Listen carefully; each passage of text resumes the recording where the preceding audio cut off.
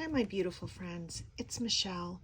Welcome back to my channel and welcome to a very special project share. This project is something I'm very excited about. It's something very new and different for me. So I certainly feel a little bit exposed sharing this project, but you know, it takes a little courage to live a creative life. And this is a wonderfully supportive community. So I'm just really happy to be here and to share with you this project I just finished. It's part mixed media project, it's part journal and book, it's part slow stitching. It's a lot of the things that I love combined with an opportunity for me to, sort of use some of the new techniques and skills I've learned in classes and workshops in the last year. I knew I wanted to do something more mixed media, but I'll be honest, when I started this project, I had no idea how that would manifest. I knew I wanted to start with a box, and that's it. That's all I knew. And I created this completely without a plan and on intuition. So with that being said, this is what I call metamorphosis.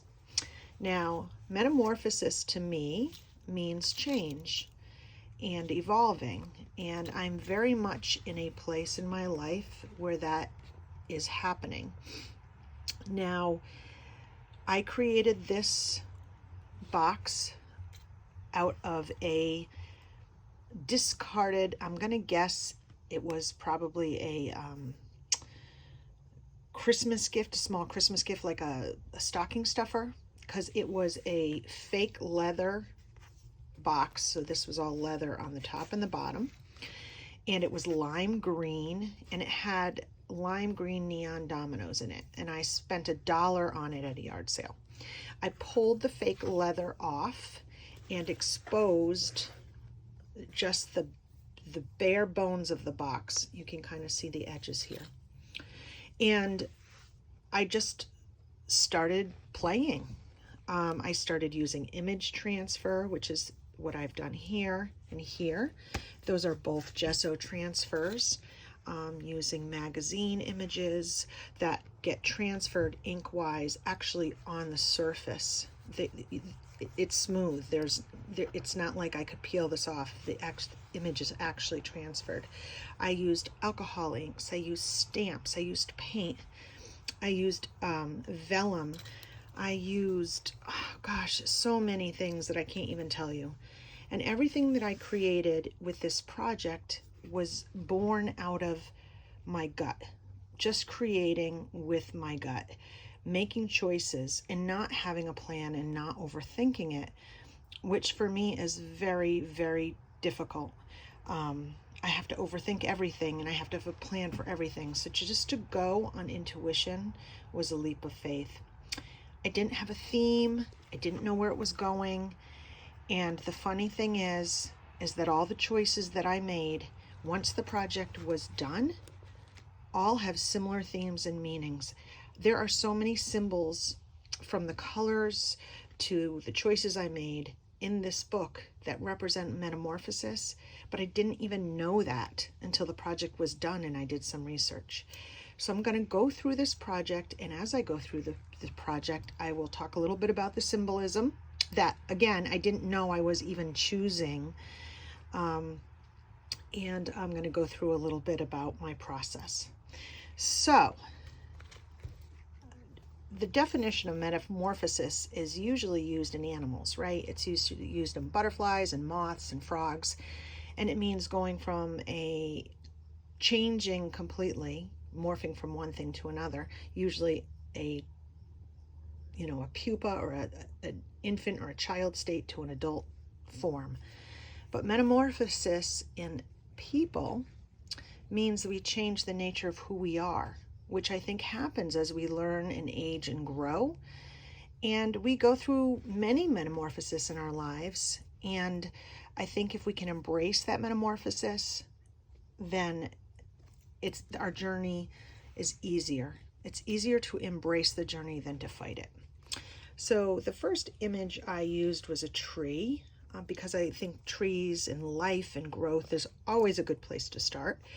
And then, you know, leaves and natural elements. And then I chose the number 2. And I really don't know why I chose the number 2.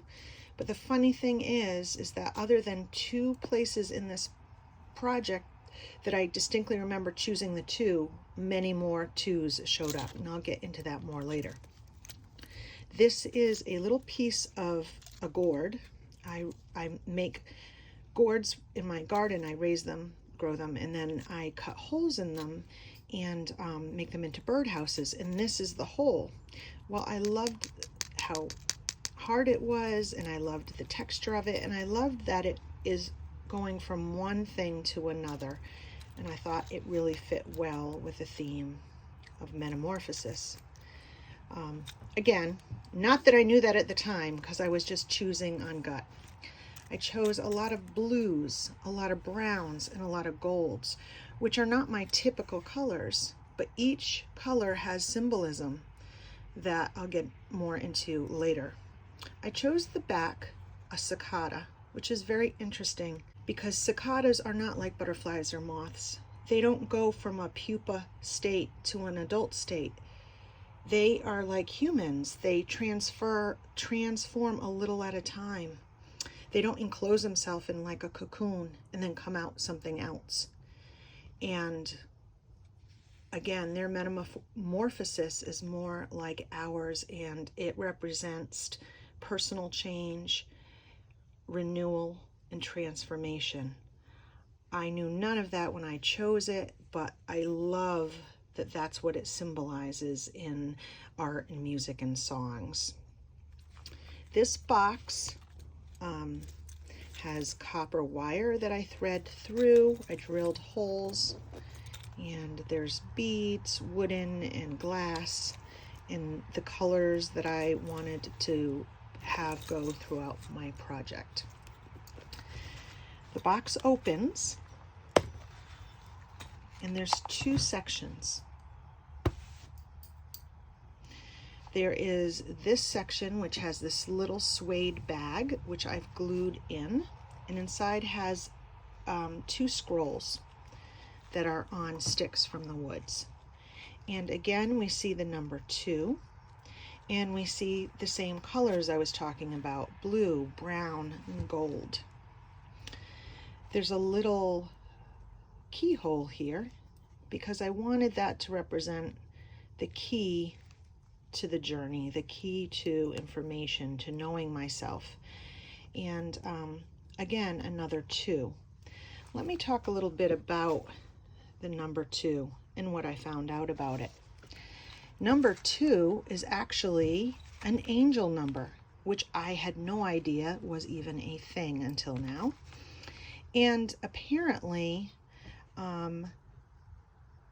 number 2 is the divine energy that encourages you to pursue your life purpose and your soul mission with faith that in the divine, in the universe, that if you follow your life purpose and your soul, you will achieve that. That is mind-blowing, because that is exactly what I'm struggling with right now. It's what I am focusing on, that I have raised my family, my kids they need me so much less. I have so much more time to focus on myself. I'm 52 years old, and I really, really want to work on what my voice is, what I want to say through my work. I'm really looking for my creative identity. So the fact that I chose a number that is about life purpose and soul mission just kind of blows my mind. The funny thing is, I knew about those 2, the 2 on the back and this 2, but the 2 keeps coming up in the book after I didn't even know until I went back and looked. So that's, I just think, pretty cool. So inside these scrolls, I worked on these in the car when we were on trips or when I was going to drop off my son for college. And I usually struggle with motion sickness, but I was able to do these in the car. I chose colors, again, the blues, you know, the browns, the golds. And this was the last little thing I chose, was a pine cone. And this little charm, for me at the time when I chose it, I liked the idea of the seed that turns into the tree, the small idea that turns into the big idea. But what I did not know was that a pine cone actually has more symbolism than that. When I did my research after the project was done, I found out that throughout history, pine cones have been a symbol of human enlightenment. And enlightenment certainly pairs with my current path that I'm working on. I'm doing yoga daily, I'm meditating, and I'm working really hard on encouraging creative energy throughout my life. And I just love that this little charm is a part of that and represents that, even though I didn't even know it represented it when I started. The second scroll that I did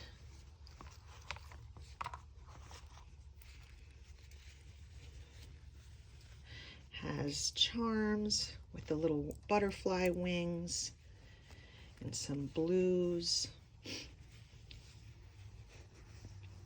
And then some seed beads, some antique seed beads and a glass bead. And then I hand stamped a dragonfly.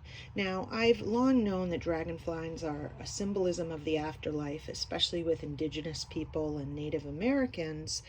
But what I didn't realize is that when I looked up a dragonfly, it can be a symbol of self that comes with maturity. I love that.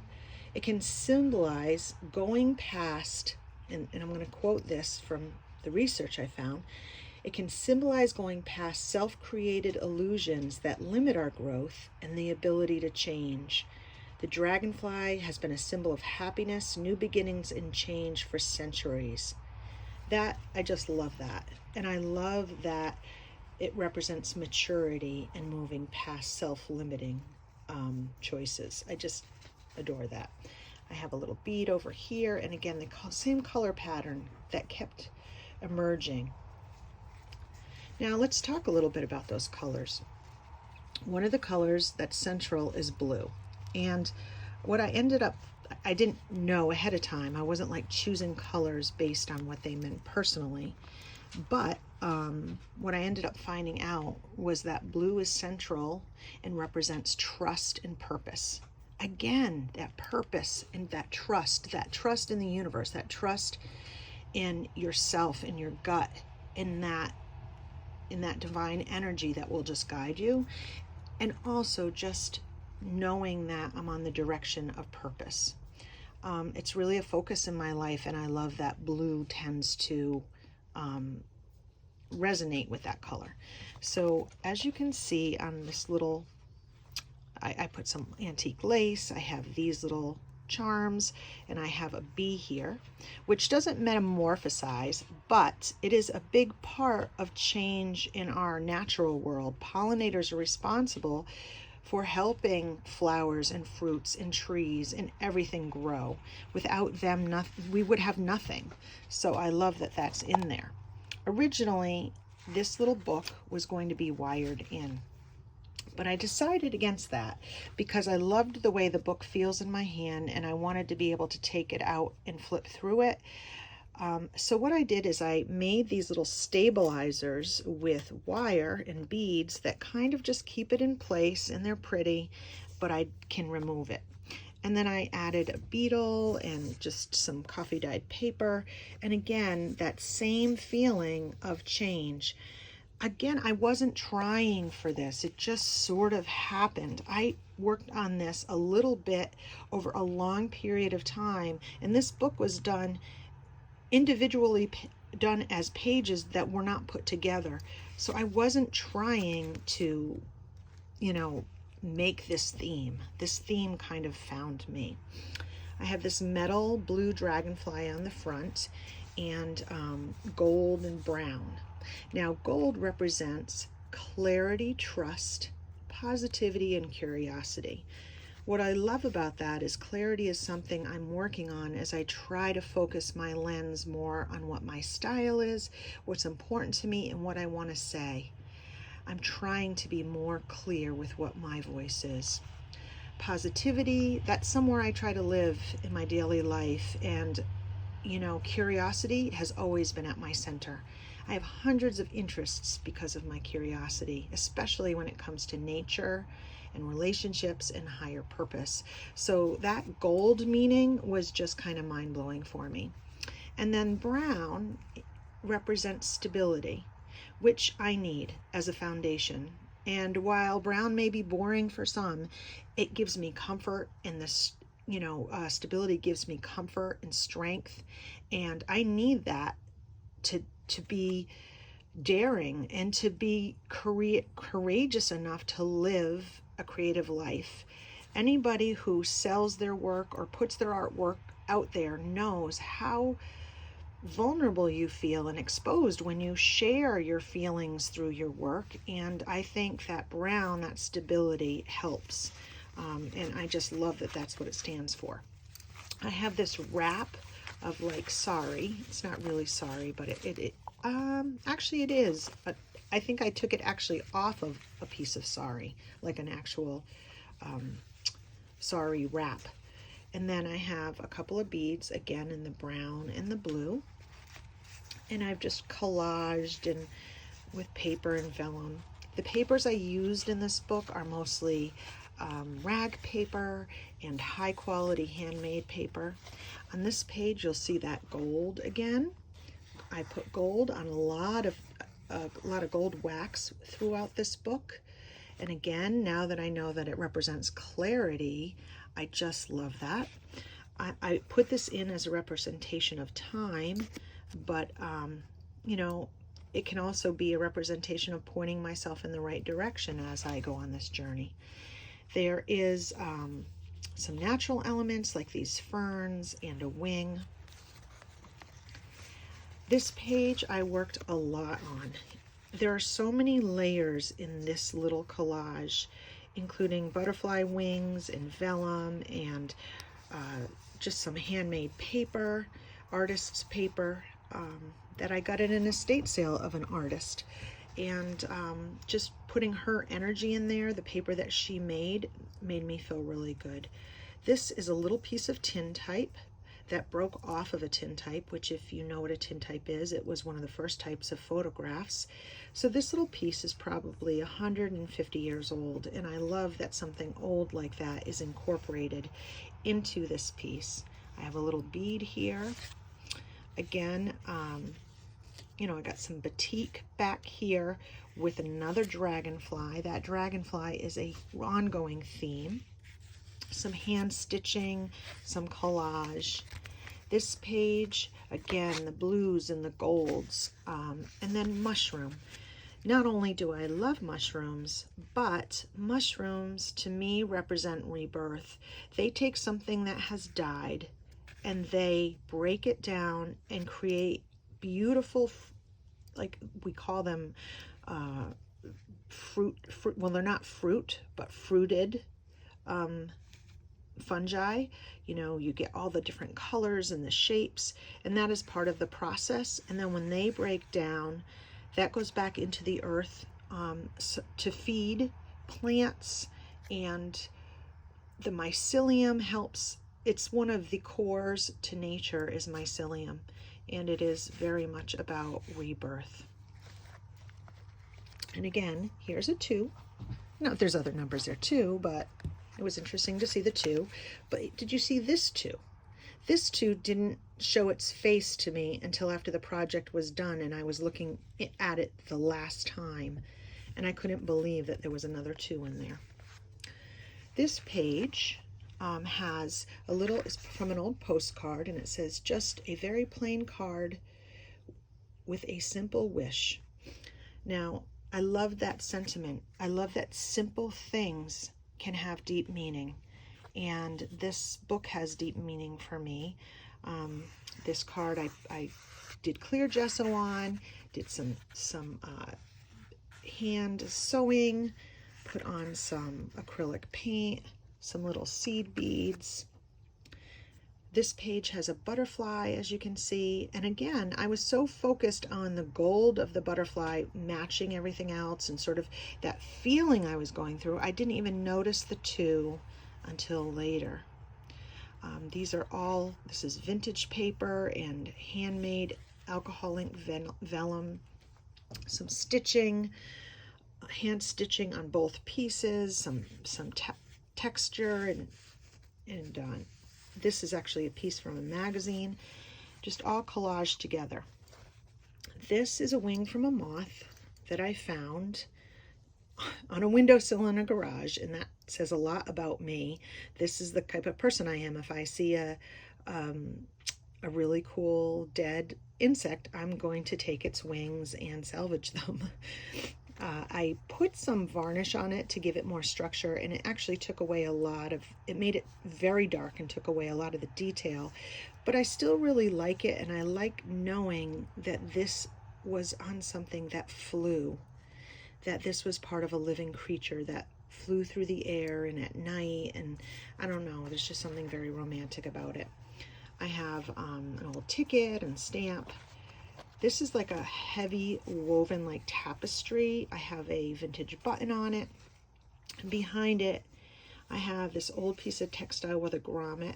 And behind that, I have a little bee. This piece reminded me of a wing. And I was using so many insects. Some old, very antique paper, some birch bark, some lace, all the type of elements that I really love.